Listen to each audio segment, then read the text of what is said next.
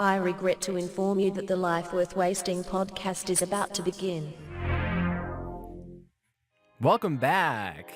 As you know, I'm your host, the one, the only, the Devo, and I am here, joined as always by my faithful manservant, Bob, the only person who will do this with you. Woo! We are at the end. We are at Mobile Suit Gundam, The Origin, Episode 6. So we had an hour and 24 minutes of something. Man, what not a climax this was. Woo! I'm trying to bring up the energy because this show did not bring it for me. I was hoping for such epic shit, man. Yeah, it was a letdown on the action front. I mean, yeah, there was a lot of it, but it was kind of crazy. It was the most mundane action ever. Just ships shooting lasers for minutes on end. Yeah. It's fucking nothing. All right, well, as people who have been listening for a while know, this is going to be our hopefully our last ever pre-scripted show. We're going to be going into off-the-cuff segments, going into our Life Worth Wasting podcast 2.0. Hopefully it won't be a massive failure and we'll actually have enough content to fill up 30 minutes to an hour a week. We're going to be experimenting again this week with another segment. I know I kind of teased this last week. We're going to be doing Tales from Reddit. It's gonna be quite interesting, and it's gonna give us more excuses, Bob, to be educational for our fans. We're gonna take our lonely trench coat wearing, fedora donning neckbeards, and we're gonna turn them into real women desired men. Okay. We're gonna do it. This is gonna take years. We may not live long enough to do it, but we're gonna try our very, very darndest to get there. So let's hop into this episode. The Federation fleet trades fire with Dozel's ships. After nearly 5 uninteresting minutes, Dozel breaks off with many of his ships, leaving behind the rest to keep the Federation's attention. Can I mention something? Yes. What the fuck is up every episode with the 5-minute recap? It's more than 5. There's some episodes where it's 8 minutes. Oh my god. It's fucking terrible. We've said this so many times. I know. It's bad. That's how bad it is. I skipped them. I have not watched more than one the entire 6-episode run of this. Whatever, go on. Yes, Dozel somehow escapes with 3 dozen gunships with 3 dozen gunships, yes, without the Federation knowing where they went. I counted how many gunships he had with him. It was 3 dozen. I paused and counted. How the fuck does a giant, massive-ass fleet of ships not know where another massive-ass fleet of ships goes? Do they not have telescopes? Well, I mean, with the Pulaski particle blocking their radar, I mean, you can only see so far in space. Hey, motherfucker, if we can see fucking Mars, they can see a spaceship. It depends on where the orientation of the sun is, dude. I guess. It just, fuck, man. I thought this was so lame. I thought a lot of this amazing, brilliant tactics on Garen and Dozel was fucking lame. A Federation scout ship fumbles around space, piloted by the other guy who ends up piloting the gun tank with Hayato. He's there for some reason. He discovers Dozel's ships and attempts to send a message but can't due to the Pulaski particles. That goes nowhere. Zeon's Mobile Suit Squad attacks the Federation's main force, destroying several of their ships, allowing Dozel's fleet to somehow sneak up on them so close they are able to sideswipe their flagship. Yeah, that was where I was like, what the fuck? Fuck this so hard. They have people on telescopes on each side of the ship looking visually for this shit. How do they not see it? Because it wouldn't have this awesome moment of them appearing and killing for plot. You know, it's for plot's sake, Bob. Yeah, this would never work, ever. Fucking ever. No. Every single person on those ships would have to be retarded for this to happen. Helmet-wearing, drooling retards for this to actually function. We get nearly 10 minutes of slightly more interesting space battles. The Federation with 100-something battleships with several hundred fighters firing probably 1 million anti-air shots, and I don't think we see a single Zaku destroyed. No, we don't. No, we don't. Unbelievable. The TriStars notice that one of the escaping crafts has the Admiral's flag on it. Maybe this is a dumb question, but why would a VIP like the Admiral have his own ship? Have an escape pod with his fucking logo on it? Does the Federation want their him to be like taken prisoner as soon as possible. Yeah, I can understand like a flagship, like a capital ship, but a shuttle, what the fuck? He has a special shuttle with his fucking flag on it. Yeah. Please, this very important. It has no person. weapons. That's like, please come fuck me in the ass. Oh my god, I rolled my eyes so hard. Char, with only 3 bazooka shots left, takes out 3 battleships as one of Stashman's men looks on. This moment was one of the most, if not the most, interesting scene in the entire space battle, and it's over in like 20 seconds. Him like just blowing up ships, flying around, using his heat hawk to fuck things up. Yep, and then the guy going, "You can use this ammo better than me. Take it." Yeah, exactly. He notices Char is out of ammo and offers his remaining cartridge to help. Char rejects the help, telling him to focus on earning his own glory. Which, yeah, that's what Char would say. Keeping with character, I'm okay with that. Cecilia congratulates Girin on his victory against the Federation and says that peace talks will certainly be next. Girin says that he cannot let the fighting end until Zeon has achieved its ultimate triumph. Where are you going, Brain? Back to the cage to plan for tomorrow night. Why? What are we gonna do tomorrow night? The same thing we do every night, Pinky. Try to take over the world. I did not realize I completely blanked on this. I didn't realize Zeon's main goal was to take over as the universal leaders. Did I miss something? I mean, considering I never really could watch the original series because I just couldn't get through it. Yeah. I mean, from what I took from everything else that I watched, they just thought they were the superior race and they wanted to, rule everyone. Okay, this is the thing. This is where I'm getting conflicted because, like I said, I've watched nearly every single thing in the Universal Century, and this is where I get confused. So there are people who believe that space noids are the next step of human evolution, and we know that to be true thanks to new types, but at this point in the history, they don't know new types actually exist. There's no evidence of that, at least. So they think that they're superior. That's fine. Just because you think you're superior does not mean that you're going to rule the universe. Also, I thought the main goal of the Zeons was just because they wanted to be their own independent nation and not be governed and taxed by the fucking Earth, which is fine. I mean, that was fucking Daikун's goal. Doesn't mean it's fucking Zabi's goal. But fucking Degwin Zabi's goal is not to take over the universe. Only Girin's is. Yeah, but Girin's the one who's in charge. I guess.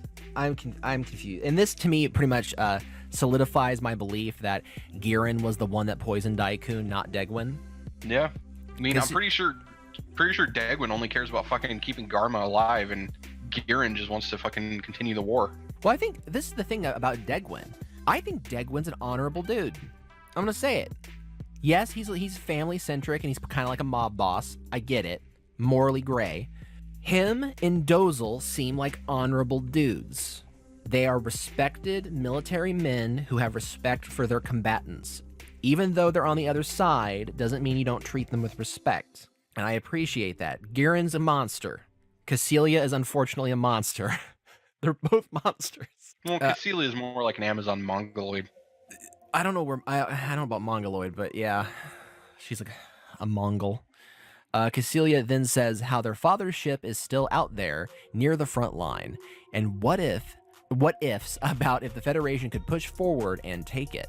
I couldn't tell if she was trying to get Girin to kill their father and make it look like the Federation did it, or she was trying to lay a trap for Girin to fall in to prove that he was working against their father. I wasn't sure whose side Cecilia was on at this moment. I didn't take it as either way. Wait, how'd you take it? I just took it as her warning him that, that's a possibility. If they're smart, that they could just fly in and fucking fuck everyone in the war. You were just taking it at face value? Yeah. Okay.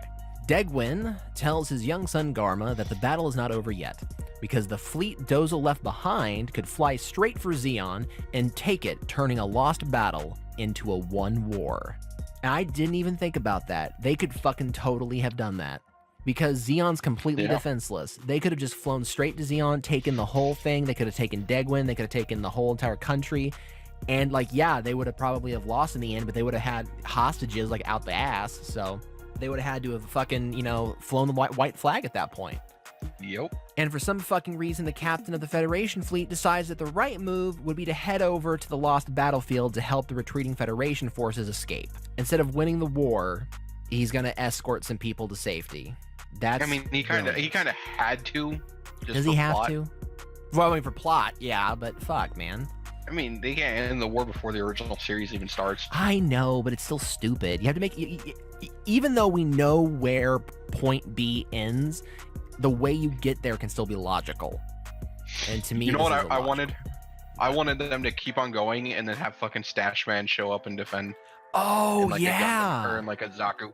Like a yes, like just a random like ragtag group of people. Yep. That would have been sick. No, unfortunately, no. Garma says to his father that he wants to help lead the next battle, not just watch from the sideline. Degwin tells him how his young brain has no real knowledge of the horrors of war. Degwin sends message to Dozel to allow the captured admiral every courtesy. Yet again, honorable dude, respectable dude, also a good political move. It's smart and respectable. I am totally 100% everything Degwin's doing in this episode.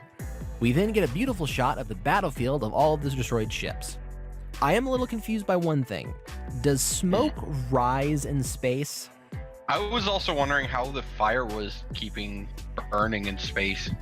Which, whatever, there's oxygen in the ships and there's fuel in the ships. That's fine. I believe that can take place. I Maybe don't with the understand. fuel, the oxygen would get sucked out so fast and spread so quickly. There's no way that fire would be able to. I don't burn off. understand how all of the smoke in all of the ships is going up. It's going up. There is no up in space. It doesn't make any sense. Dozel orders his men to give a moment of silence to all the men who died, Zeon and Federation.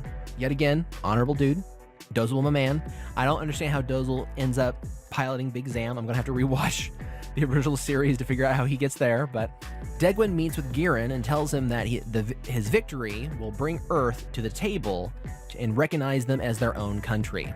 Giran argues using Daikun's words how they should rule in place of the Earth Federation, and like any good discussion, someone ends up being called Hitler, even though most of the Universal Century has little to no knowledge of the past. Giran is still called Hitler, so good for them. Degwin is afraid that this will destroy their people and his family. Cassilia says that she will always stand by her father and offers him help. I was still confused by who Cassilia was working for. Yeah. She's like standing behind the fucking curtain, and then she shows herself and she's like, "Father, I will do what needs to be done, and I will always be beside you." And it's like kind of this like actual like kind of like you feel it, like it seems real. I think she's working for Giran. I mean, she's clearly, I mean, we obviously know she's working for Giran by the end of the episode, but I was so lost thinking that, like, I didn't know what side she was on. I thought she was almost on her own side. I don't know. I've never trusted that bitch. Yeah, I would definitely not trust that bitch. Garma asks Dozel to move him to lead an armed force of the military because he wants not to be outranked by Char. Dozel says he can change the rank if he'd like, but Garma refuses because it wouldn't mean anything if he had not earned it. Ugh. Dozel offers to speak with Giran on Garma's behalf. I thought this scene was kind of funny, but knowing what happens to Garma is slightly confusing because Garma literally says, "I don't want to be ranked up if I didn't earn it," but then that's exactly what happens. So what? At a celebratory ball, Char and Garma have a rank pissing contest as Garma shows how he will now be leading a Zeon ground force. Char is surprised because Garma doesn't seem like the kind of person to get his hands dirty. Just fuck already and get it over with. This scene had so much sexual tension in it. It stank. I could smell it. Fucking Garma was just like all up in his face, and it was just, God, it was hot. It was hot, man. Oh my god, of course you would think it's hot. Of course you would. I mean, come on. Obviously, I don't remember. Back in the day when I was reading fucking Boy Love like a motherfucker, I would have remembered these terms. But, like, clearly Char is the top and Garma's the bottom in this. Just... And you want to be the middle. No. I want to be the cream filling. We get a cool scene of Garma leading some tanks as they wrecked some colonies and like crush a woman and her baby. That was neat, I guess. Yeah. Degwin meets with the Admiral. We get lots of flowery language about how the war is bad and stuff, and how the Admiral could convince the Federation to accept ending it. This scene goes on forever and can be summed up with that little line I just read you there. It's just so much bullshit in that scene. Cassilia recruits Mukwave to lead the peace talks on the behalf of Giran. Mukwave says if you want peace, he's the wrong man to be sent. She says that's the reason they chose him. Dun, dun, dun. Dozle sits with Char and tells him that he will be given his own ship and men to lead a very special and secret mission. To hunt down and destroy the mobile suit known as Gundam. This scene would have been cool if it wasn't for the weird table robot that spit out the paper and then ate it. I didn't even catch that. That was Star Wars as fuck, and I hated it. So they're sitting across from each other, right? And there's a table. There's a coffee table. And Dozle's like, this is a very secret mission, you know, if you choose to accept it. And this little robot comes out of the middle of the table. It has eyes and a mouth, and it prints out the mission. Char takes it, reads it. The robot opens its mouth, he puts it in its mouth, and then it chews it. I did not even catch that part. happened in a fucking Mobile Suit Gundam thing. Never again. That was the most prequel thing that happened in this whole show. No. Char tells his lieutenant that he has no interest in being the captain of this ship, and he'll be giving him that privilege. Which, that kind of, I know this is a weird, meaningless, loose end, but that was something that I thought was kind of odd. Like, Char's the leader, but he's not the one in man of his ship. So is the guy manning his ship his boss? No, that doesn't make any sense. The guy who runs his ship works for him. So what? In this scene makes that all make way more sense. Like, I mean, I thought it was fine. He's the guy's boss, but he doesn't want the responsibility of being the captain because he wants to be able to leave on his Zaku. Yeah, no, I'm saying is this makes perfect sense, but in the original series, they don't ever explain that, so it didn't make sense. So this ties up a really minor loose end that actually helped me. We get a prison break to rescue the Admiral. I couldn't tell if this was planned by the Federation or the Zombies. I think it was the Zombies. They were the Zombies, right? Like, totally? Yeah. Okay. Yeah. Then how... I'm like 99.5% sure. But the guys flying the Federation ship were Federations, right? The ones that shot Char? Yeah, because they made a deal to basically get him... So you think the Zombies passed him to the Federation? Yes. Okay. See, that makes more sense. I was confused. Char's crew comes across the Admiral's escape craft headed towards Earth. Char boards it to speak with them alone. One of the Fedi men says that he's only one man and they can take him, pulling out a gun just to have his fucking hand blasted off. I love that. Didn't get him all the way off. It just fucked it up. That hand's not usable anymore. That hand is fucked. I just love that Char's got his little fencing blaster. I know it's lame. It doesn't make any sense that it's like a sword with a beam on it, but he just like leans back, points it, blam. Kind of like how Gundams like to use their beam sabers, you know, how they kind of just turn them and point them in close combat and turn them on. It was kind of like that. I really loved it. The Admiral shows himself. Char salutes him and apologizes for interrupting his voyage and takes his leave. So, why do you think Char is doing this? Because he's not an idiot. He can tell what's going on. So you think he knows that Zeon let him go probably for political reasons? Yes, he even basically says that. But doesn't he think they would have communicated that to him? Not if they're trying to keep it a fucking secret. I guess. We then get a complete waste of time Amuro scene where he spills the beans to the Federation for some reason that he knows about his father's project, causing them to raid his home, stealing all evidence of it. What was the point of this? I don't know. That kid's an idiot. I think the literal only point of this scene existing is just so we can meet who was supposed to be the original pilot of the Gundam. I'm almost 100% sure that the guy who meets him like in the waiting room, the Federation soldier, he was the guy training to be the Gundam pilot, if I recall correctly. So I think this is supposed to be like a fan servicey, like, ooh, that's who that guy is, for a complete meaningless scene. The peace talks are set when they are told that from a remote location, the Admiral would like to speak with them.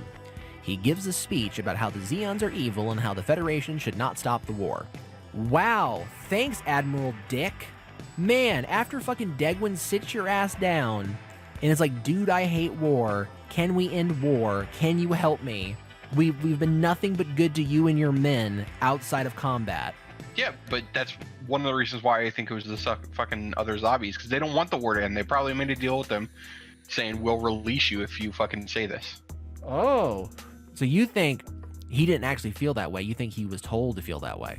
I think he felt that way after watching all his fucking men die, but I mean, you never know. Interesting.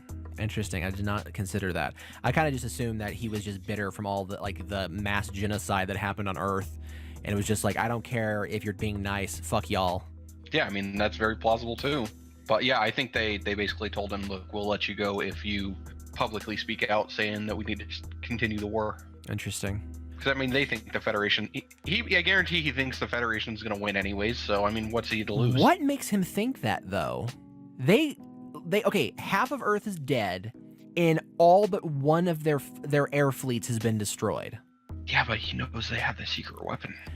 Now, one thing you need to recall though, Bob, is that if I believe, and I could be wrong, but I'm almost 100% sure on this, the peace talks still go through. I'm pretty sure that the White Base and the Gundam are operating outside of the peace treaty as like a rebel force against the Zeons. I think that's what happens. Because I think they're technically not working with the Federation because that would be like breaking the treaty, like an act of war thing. Mm-hmm. So I think they're acting independently of the Federation. I need to rewatch the original series. I feel stupid. Yeah, I need to watch it too. You really do. Maybe we'll watch it together, Bob. And we'll discuss find me like it. a 4K copy where it's not fucking all super grainy and shitty, and I'll watch it. First off, how can I make it not super grainy when the bitch was made on... They hand drew that shit. I know. Fucker. There is a new Blu-ray release of it, so you can probably get to see that fucking like really, really bad frame rate and the highest, resolution possible. But yeah, I kind of want to rewatch the original series, and obviously we won't do it in this format, but we might, Bob and I might watch, a handful of episodes at a time and just kind of discuss, off the cuff about what we have seen. We then get to see all of our favorite characters from the original series living their lives as the speech is being given.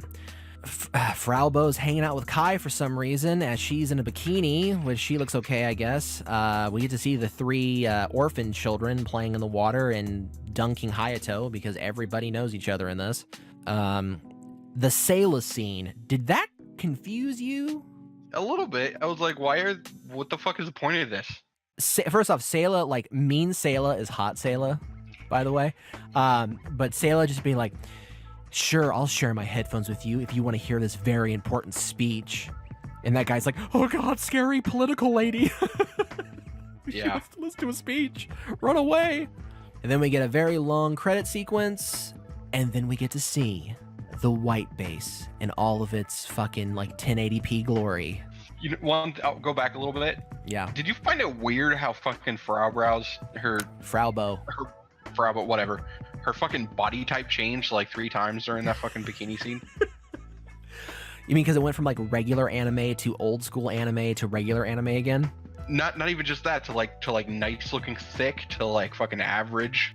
It was really weird. Yeah, because the thing is, a lot of the female characters in like old like late like 70s anime were either complete sticks or they were super rounded.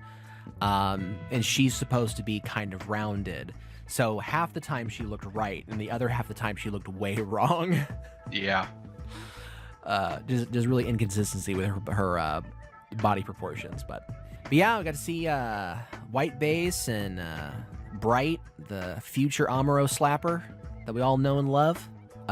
For all those who are really big fans of Gundam, do not watch the trilogy movie series. That is the entire like 26 episode run edited down into 3 movies. The dub in that is an abortion. It is an abortion. It is some of the worst voice acting I've ever heard. Char is okay. Bright is British for some reason. So voice acting alone, I will stick with the original run. It is far better. far better.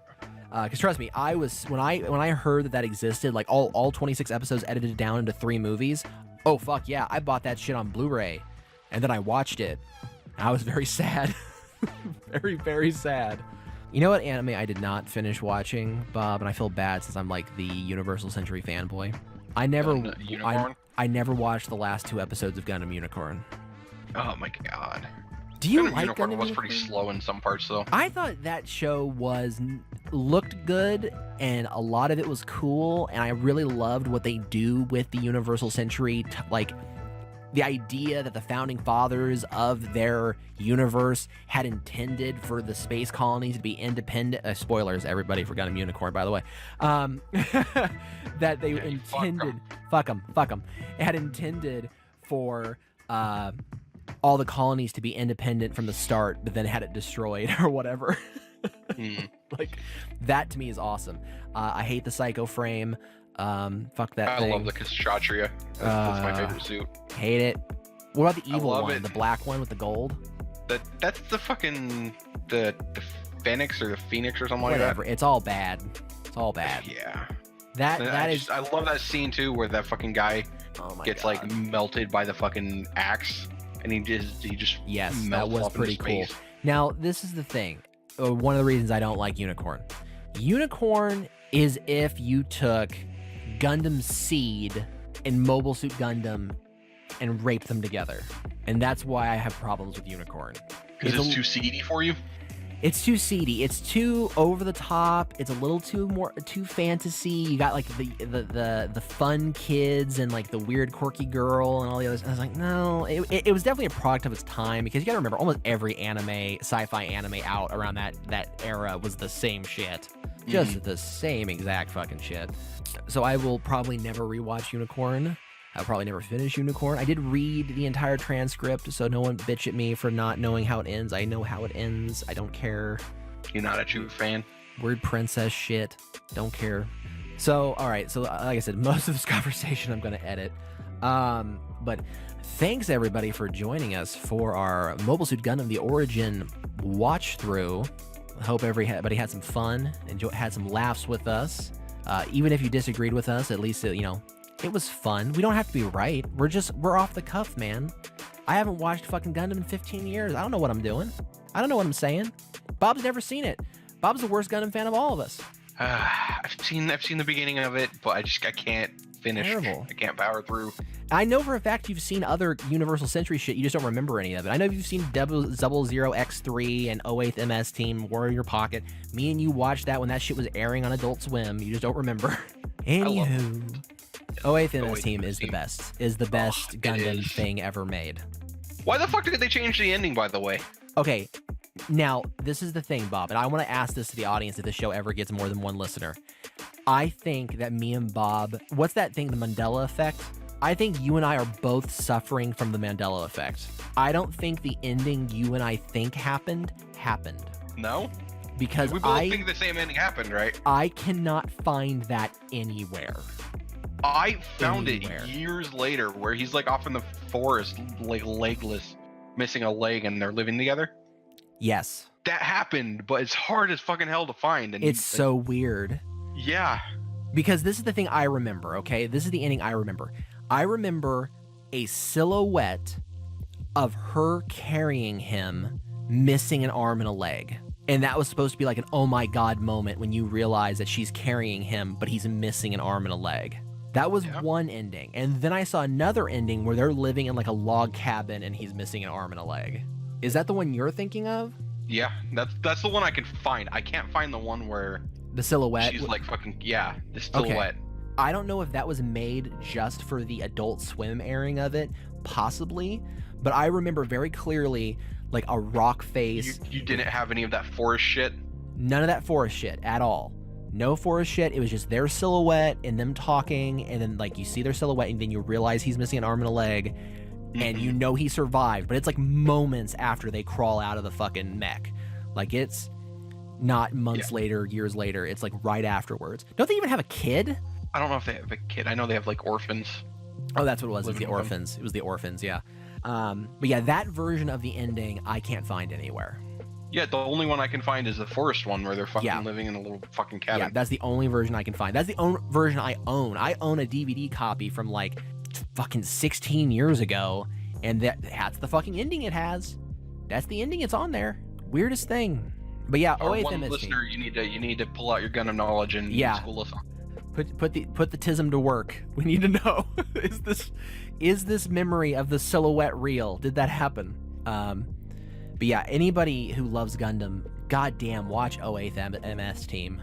Holy fuck. It is Vietnam Gundam. There is no better. That's why I called it out. When we watched Gundam Build Fighters, that one episode with the robot dog, I was like, why is the fighting in this so good? Why do I love this action scene so much? And then I looked it up, and the guy who made all of 08th MS Team made that one episode. Yeah. Weirdest thing. So we're going to leave it here so we can move into our new experimental segment.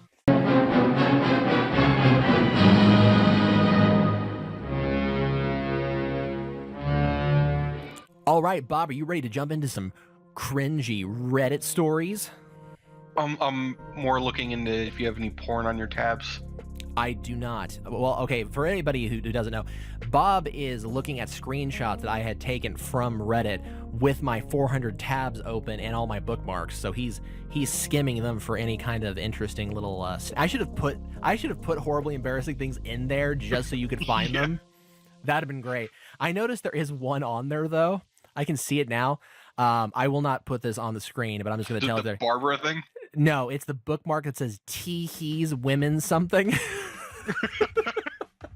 That's an Amazon link, though. That's an Amazon link to some knee socks.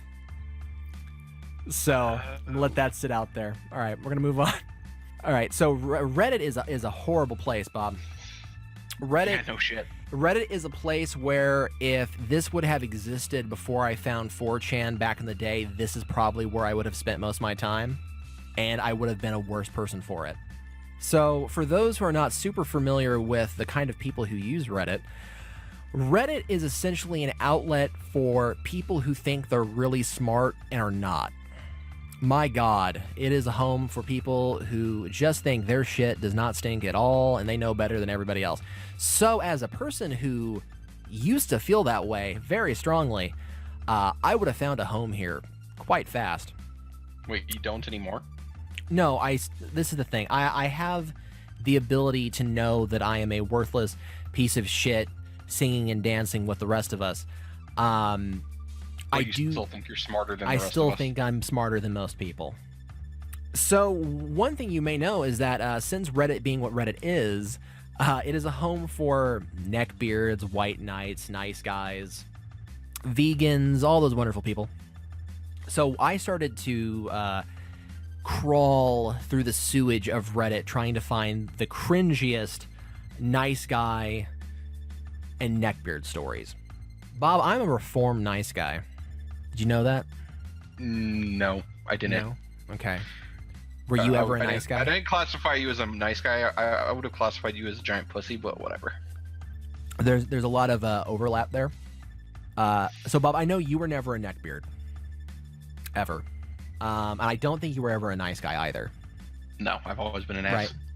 Well, okay, you know what nice guy means on the internet. Yeah, I've always been an ass. Define to me what a nice guy on the internet is. Define anyone who's not a fucking ass. Oh my God, you fucking idiot. No!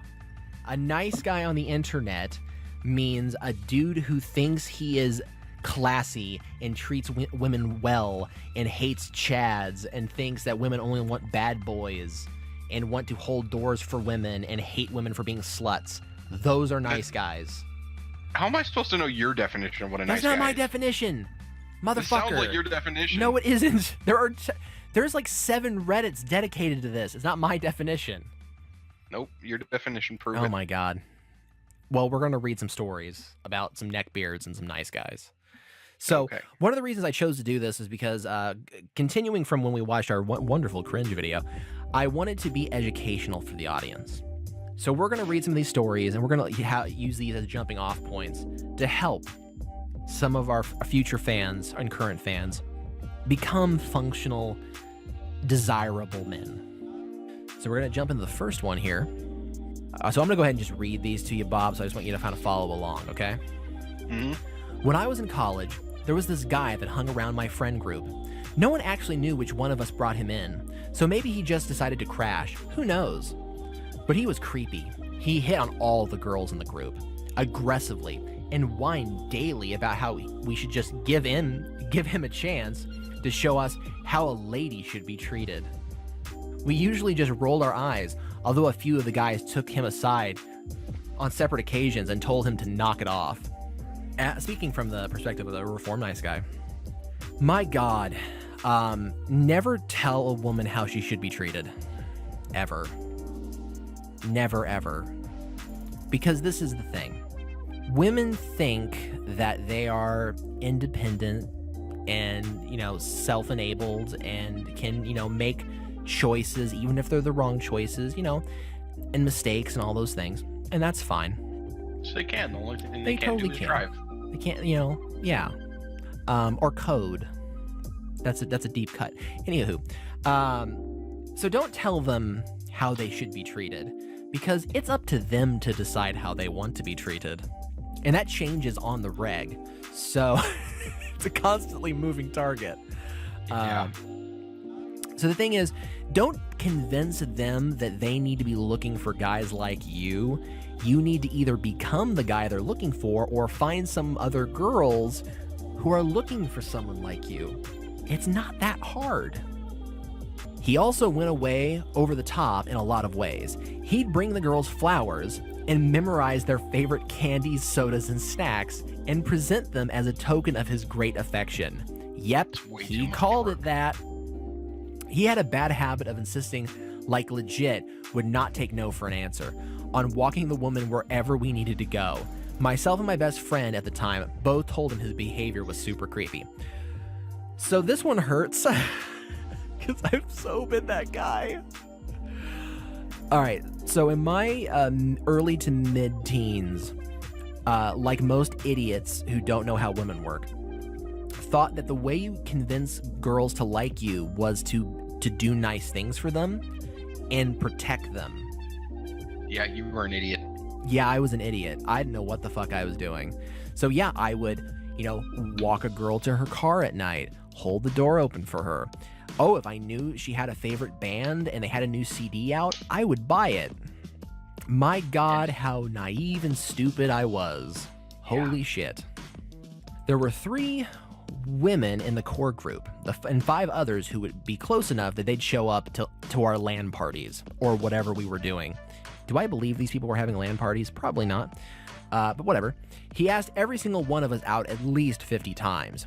Every single time we said no, he'd go off on his awful tirade about how women didn't want nice guys and how we should just be open to the possibility of him being the love of our lives. It did not matter how many times we told him we were not interested, not attracted, or we were in relationships. So I also had that weird... This is just cathartic. I'm just going to keep going off on these tangents here. I had that thing where every guy the girl I was into was a bad guy. They were criminals, or they were scumbags, or they were losers. Like, you rationalize it to yourself constantly, trying to make yourself feel better. Like, oh, clearly they're shit. I'm good. What are wrong with these women? Why are they going with these guys and not me? Now this is the thing. Bob, that's not how attraction works, is it? No. Now, if someone at any point in my adolescence would have sat me down and said, hey, why don't you apply the same thing that makes you attracted to somebody to them being attracted to you? That would have blown my fucking mind. Because guess what? You don't like women for them going out of their way to do nice things for you. You don't like women who, all this other shit. You like women because you, 1, find them attractive, or 2, are willing to spend more than 10 seconds with you thinking that, oh my God, they're willing to be around me, so obviously they're into me. No. Bad. Stop it. Seymour year, a new girl joined in the group. Seymour year? Sophomore. What the fuck is a Seymour year? Shut up. Seymour Skinner, the principal. For whatever reason, she liked our nice guy a lot. Weird, but he wasn't into her at all. A few of us started using his own BS rhetoric against him when he began whining about her not leaving him alone. It was pretty gross. Which this perfectly encapsulates what I just said, where you're not applying your own bullshit to them. Oh, my goodness. This is just... It's so frustrating because when I think about how better my life could have been if I would have just had someone to give me advice as a teenager. Do you feel that way ever, Bob? No, not particularly. Do you think you could have done things different? Yeah, probably. Okay. But I mean, do you don't think there's any kind of advice that could have been given to you at like 18 to like change everything?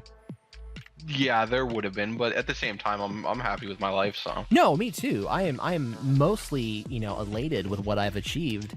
But to me, I think of it as missed years.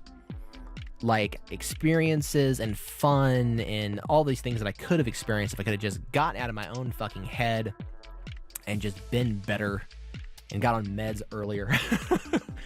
yeah, but then you wouldn't have met your wife. That's not necessarily not necessarily true. Not necessarily true. Also, I could have found someone else earlier. Who knows? You don't know. Yeah, I was gonna say It you could might happen. want that. God damn it. No. It's a good thing she doesn't listen. So Bob, so clearly I'm being cathartic here, and I'm trying to go through my own things. Like, can you give me any kind of self-reflecting example of something that you wish you would have heard when you were like 18? If I would have heard when I was 18. Yeah, give me a piece of advice you wish you could give 18-year-old you. Don't work a job you don't like because they fucking suck. Okay, that's true. That's not terrible advice. Something related to socializing with women. Something related to socializing with women. Yes, since that is the topic. Yes. I can't think of anything off the top of my head. Okay, we'll just let that marinate, and we'll come back to it. You still won't have an answer, but we'll still let that sit there. You know, I have an answer. Don't act like fucking Devo. Yes, don't act like old Devo.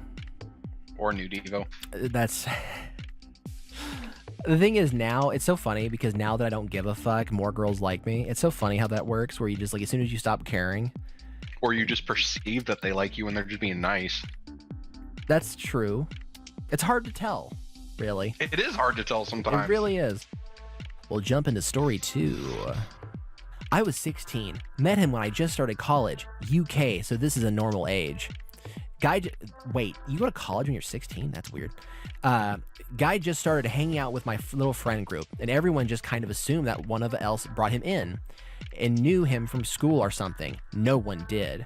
He was really skinny, taller than all of us, even the other guys. Wore the same black duster every day that smelled badly of BO, with thick goth boots, blonde hair that was super greasy and long. He kept running one hand through it and pouting, or just holding his hand spread over his face after. An anime pose or something? This is just bad. This is already bad. I'm already questioning whether this is real. Bob, did you ever want a trench coat? God, no. You know what? I tried. I almost did. I didn't wear one. You want to know why? I was too tall. Too tall, because trench coats are supposed to just like be like an inch above the ground. When I wear a trench coat, it's like half calf. Doesn't look right. I wanted to be fucking Angel from Buffy. That's what I wanted to be. Didn't everyone at that time? That's true. He was a sexy man. I could not pull it off. No, so I never owned one. No. I had a really fucking fat lazy uncle who wore one all the time. That was very off-putting. It was off-putting. Why do you think you have a gun in it? He's gonna go Columbine. I would have believed it if someone would have told me that he did that one day. Yeah. I mean, rest his soul, he's dead now. But yeah, it put me off trench coats. I never, ever thought they were good looking or wanted one or anything. Trench coats are a weird thing, and I want to say this to everybody. If you think trench coats look cool and you feel like you should wear one, now this is where you need to change your thinking a little bit. Wear a blazer, not a trench coat. What do you think, Bob? I think you're telling people to be preppy assholes. I was a mod for years, so leave me alone. Yeah, I don't agree with that. Just dress how you want to dress. When I was no, I'm saying is so you're saying if you want to wear a trench coat and a fucking fedora? Is that what you're telling our audience, Bob? No one's gonna like you, but yes. Okay. Well, yeah. I guess if you don't want human contact. If you can deal with being alone in the dark, jerking your meat every 30 minutes, with a trash can of fucking piled high fucking cum rags, then yes, wear a trench coat. This is where I'm is really it's a struggle for me because I don't know how real I want to be right now. Be real. Just be honest. I don't want to, because this is one of those things. There's very, very, very, very few things about my past that I do not want to get out there, and this might be one of them. Well, now you have to. Okay. Have to. So this was like a couple years after, like maybe 1 or 2 years after I discovered masturbation, and this is a twofold story of embarrassment. One, I don't care. One, I do care about. The first one was, like in they'd always talk about like people having cum on socks, like jerking off in socks, and when you're a dumb kid, you don't know what that means. I never realized until literally like I was 20 years old that you were supposed to jerk off and then clean yourself up with the sock. You actually stuck your dick in the sock. I did several times thinking I was doing something wrong because it just kept hurting. It just hurt so bad. You were an idiot. So when I gave up on that, and the thing is, like, obviously you don't want to have a bunch of tissues around because if your mom cleans your room, you're fucked, right? So my solution was that I had an armchair that was like a cloth armchair. Did you fuck the armchair? I would just wipe it on the armchair. Oh my god. That armchair got so gross. Why don't you just go get a paper towel or something, or toilet paper? I just said, first off, I eventually graduated to just jerking off in the bathroom and not having to worry about it, but just like, think of like the arm of the chair like becoming the wrong color and just getting real stiff. Oh my god. I can imagine. I've read some fucked up stories on Reddit. Like of people just turning over and coming all over their floor. Oh god. Okay, I mean, as long as you clean it up, whatever, but... They didn't. Ants got to it. Oh, good. Yeah. But that's the thing is, like, I was a dumb kid, I was like 12 years old, whatever, but we all do fucked up things when you're just learning to masturbate, but that was one of my very, very embarrassing, shameful stories. Your cum chair? My cum chair. Just remember, your in-laws may listen to this.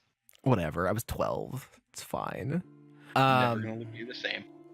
That's fine. I don't care. That's the one thing I've continued through most of my life. I really don't care about other people. I care about how I feel about me, not how other people feel about me. Which, as long as you have the right perception of yourself, is actually very healthy. What the fuck were we talking about before we got on this? I don't remember where we're at. I don't remember where we were. Blonde hair and boots. Goth and the boots thing. Yeah, I don't know. Whatever. Started off normal enough. He just seemed a bit quirky, but we were cool with that. Then he started focusing on me more and more. If someone swore, he'd dramatically cover my ears and demand that they have respect in the presence of a lady. Weird as fuck. We all kind of just laughed it off most of the time and tried to ignore this guy's shit. Then he started putting his arm around me and trying to glomp me. What is glomp? What is glomp? I don't know. I guess I'm too old for that. Kiss my check, etc. I asked him not to touch me, but he kept forgetting. We would all be talking about some shit totally unrelated, and he would just say something like, "God, you look so cute in that light." Or just to pretend I had something in my hair so he could touch it. Oh, this coming from the guy who doesn't shower. Ugh. Exactly. I don't like confrontation, so I put up with it to an extent, but I try to be quite clear when I was... I wasn't interested. That I wasn't interested? Okay, because I was like, my eyes are all, like, crossed. Yeah. See, this is the thing that really... Go ahead. This is a good tip, gentlemen. Shower daily. First off, don't touch people. Don't touch people. Yeah. Don't touch people. Smell good. Women like that. This is the thing that freaks me out when I read these stories, is how aggressive these dudes were. Because this is the thing. I was a fucking neckbeard for a while. I was a nice guy for a while, but I was never aggressive. I never touched ladies. I never put my arm around them. Like, that's fucking weird. Like, there's lines. Like, I'm a dude who believes in boundaries, and that's a weird fucking line to cross. You want a girl to suck your dick? Make sure you wash it. It's true. A dude I'd made friends with was chatting to me one day before class. Creepy dude rocked up and immediately started trying to alpha shit with him, trying to put his arm around me, size him up, etc. I kept pulling away and asking him to stop, so my friend told the guy that he's being a creep and back off. Creepy dude accused him of trying to steal the affection of his maiden. I can see you saying this. I wish I was joking. This is the thing. These are things I would say ironically. I would never... No. I think I could see you say this seriously when you were younger. Nope. I never did the milady shit. Never went that far with it. Never. One day I needed to go to the library to do a project I have forgotten about. He saw me on the way and asked me to join me. I said only if he was doing work too. Because I couldn't afford to be distracted, deadlines, he agreed. When we got there, he was immediately all up in my personal space, trying to lean over me, trap me between his arms, body, and the bookshelf. What the fuck? I was polite, kept asking him to stop, but he kept doing it. And every time I stopped Sounds walking... like how rape porn starts. Yeah, I know, right? He'd accidentally bump into me again and put his hands on me to catch me. That's fucked, man. That's assault. I'm sorry. That's just we've now crossed the line into assault. I'm not saying sexual assault. I'm just saying kind of assault in general. I snapped a bit and said that if he didn't stop, I was going to get him kicked out of the library. He apologized. I turned around. Then he leaned in and smelled my neck loudly and moaned. I don't know if I believe that was done maliciously. I think he was doing that as a joke. I would like to think so, at least, because that's too insane to feel that he did that. I finally lost my shit, basically tore him a new one about boundaries and basically making me feel like an object. I told him that if he didn't back the fuck off, I was going to go to the college about having him expelled for harassment. He said nothing. I got kicked out of the library for being loud. Nice. Good. He stopped hanging out with us. Everyone was relieved.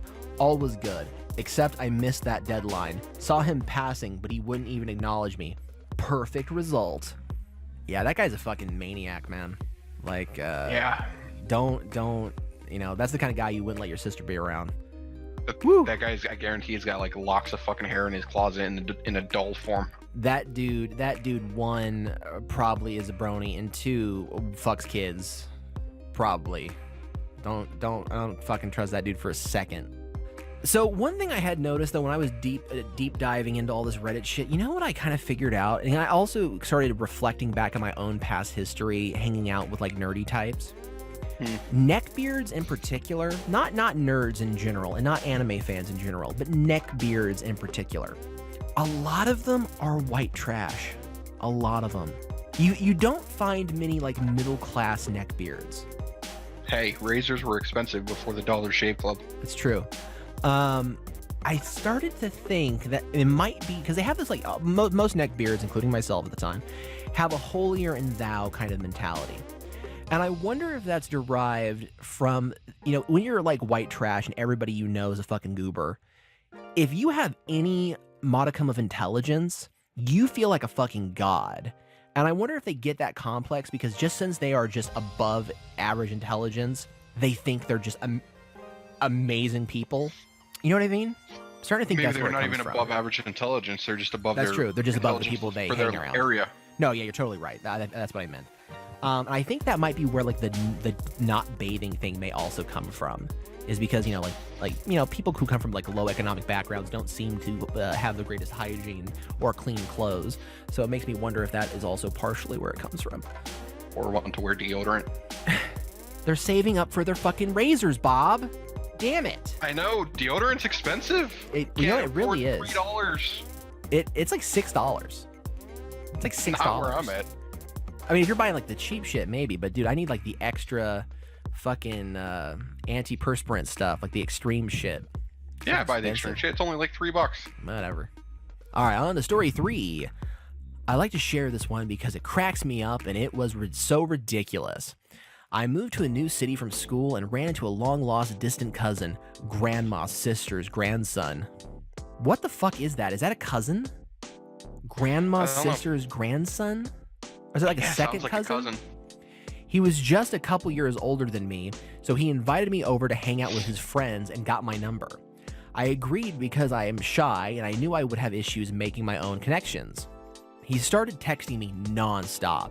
At first, it was all innocent, trying to get to know one another, but then he'd cross the line with any inappropriate personal questions. I told him numerous times I had a boyfriend who attended a different college. My cousin kept inviting me over, but I was busy with my new job. But he was persistent and offended when I was too busy.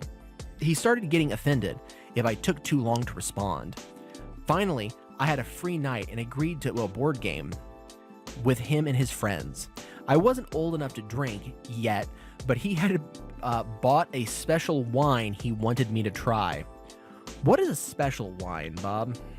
Probably roofied wine. Is it roofied wine? Because that's how I took that. I'm gonna assume so. That's what I took. I get there and meet his friends. We start getting Catan set up. Is it Catan or Catan? I think it's Catan. Catan? Oh, Okay. Catan, I own right? it. It's behind me. I've just never opened the package. Have music going, and all is going well. Cousin goes into the kitchen to get wine, and friend tries to be nice and starts conversation with me by asking how we met and how long we had been dating. I spurted out that we weren't dating, we were cousins. His friends lost their shit. They were laughing hysterically and told me that my cousin had been bragging about dating me for weeks. I would have been his first girlfriend. My cousin told his roommates, shared a bedroom, that he needed privacy tonight and had bought condoms. Cousin came out to see what the noise was about. His friends called him out, still laughing. So now, this is where I get scared. Was he going to drug and rape her in that bedroom? I'm assuming so. Oh, man. Also, have you ever been attracted to a cousin, Bob? No. Did you have any cousins that were your same age of the opposite sex? Dude, I've got like 90 cousins. Yes, I have the same. I have 30 first cousins. My grandmother had 10 fucking kids. Okay. You didn't want to fuck any of your cousins? God, no. Okay. If you met my family, you'd understand. Well, I've seen some of your family, and they look all right. Those are sisters, not cousins, sir. That's fine. That's still blood. So you're saying all of your female cousins are just monsters? Is that what you're saying? No, but I mean, I know them. I know their personalities. So no, I did not. We're talking about fucking them. We're not talking about dating them. You're crazy, man. All right. Oh, God. He got super angry and said that he thought we had a connection and no one would be that friendly or text each other so much if they weren't dating. We had a special connection and no one understood him like I did. I responded along the lines of, dude, we are related. You don't date your cousin, and hooked and booked it. It was the most awkward situation I had ever been in. I think this is a good jumping off point for an educational bit of advice here. You can be friends with a girl and then date her. It is possible. Just harder. Unlikely, but possible. This is the thing. I had that same misnomer of, isn't dating just friends with sexual benefits, essentially? I kind of thought like, oh, yeah, I mean, you're friends, then why not be romantically interested? I mean, that'd be the same thing. No, they are not. You can be affectionate to someone, date them, and love them, and not be friends with them. It is possible. It's not going to be a successful relationship, but it's possible. Most relationships don't start off as friendships, but most friendships between the opposite sex did start out as romantic. If that makes any sense. I feel like I just confused the fuck out of myself there, but like you can date someone. To see statistics on this. You can date someone and then become friends with them, but it's very hard to be friends with them and then date them. Would you agree with that? Sure, but I still want to see statistics. That's fine, whatever. You and I both were not friends with our wives, correct? No. Exactly. Every girl I've ever been friends with could not give a fuck about me. Don't give a fuck. I remember. What is that supposed to mean? It means I remember. I was there. Whatever. She's like pregnant by some felon who's in jail at the moment, so I win. Is she? She is, yes. I win. Yes, the girl I bought things for, the girl I had the special occasions for, the one I did all of the stupid things you do thinking that's going to pay off in the end. No. The one he called my lady. I never called her my lady. The one who dated all of the fucking like black guys who were felons. Yeah, that one. No, that was never going to work. Hey, they have a saying, once you go black, you have an STD. Statistically, that's very likely. Anywho. Very racist in here now. Yeah. I'm not gonna condone your racism, Bob. This is a family-friendly, progressive podcast. We are woke in this podcast. It's funny because I'm not actually. I don't consider myself racist. I have a gluten allergy. Okay, that's how woke I am. Yeah. So you pull that shit back right now, you heteronormative racist Hitler. I'm Hitler now. Okay. Yep. We're all inevitably Hitler at some point. I called my mom immediately and told her to talk to his mom about it. Just imagine that conversation. Just imagine your mom calling your cousin's mom and telling her that her son was going to give alcohol to his underage cousin, bought condoms, it was going to fuck her. Imagine what that would be like. My God. You know what? One thing we're not taking into account is what she looks like. Because if one of my cousins look like fucking Alexander Daddario, I don't know if I could resist going after it. You would drug her and rape her in a dorm room? What are you saying here? There was no dorm room. Whatever, his house. I don't know. I got lost. There's so many college ones. I'm assuming apartment. Yeah, apartment, whatever. So that's the line, not the rape part, but like the roommate part. That's the weirdness over here. Sure. First off, who the fuck is Angela Daddario? What is that? Alexandra Daddario? From what? Look her up. No. Look fuck her you. up. I I can't spell that shit. I can barely smell. I can barely spell the word smell. I've been drinking. That's fine. As long as you edit a picture of her into this, you're gonna have to send it to me because I'm not gonna be able to look her up. Okay, we're gonna end this story here. My mom called me. She's the chick from Percy Jackson. Damn it! Fucking True Detective. Oh. Yes. The one that like even Obama said he'd fuck. Yes. Yes. Oh my God, she is gorgeous. She's the one that was in like the Imagine Dragons video, right? Yes. Oh my God, she is one of the top 10 alive right now. She's my number one. Oh my I'm just gonna say that. Yeah. Now, if one of my cousins looked like her, I don't think I could. It'd be tough. It'd be tough. Yeah.